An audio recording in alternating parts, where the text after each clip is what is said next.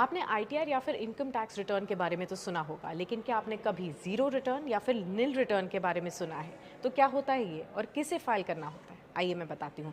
तो सबसे पहले तो निल रिटर्न एक ऐसा रिटर्न होता है जिसमें बताया जाता है इनकम टैक्स डिपार्टमेंट को कि पिछले फाइनेंशियल ईयर में कोई भी टैक्सेस पे नहीं किए गए हैं, और ये अक्सर उन केसेस में होता है जब कोई टैक्स लायबिलिटी नहीं होती है। फ़र्ज़ कीजिए कि आपकी जो इनकम टैक्स स्लैब है वो 2.5 लाख रुपए से कम है या फिर 5 लाख रुपए से भी कम है, लेकिन आपको रिबेट्स के बाद कोई भी टैक्स लायबिलिटी नहीं बनती। इस केस में आपको ये ज़ीरो रिटर्न या फिर निल रिटर्न फाइल करनी होती है। अब इसके बहुत सारे फ़ायदे हैं।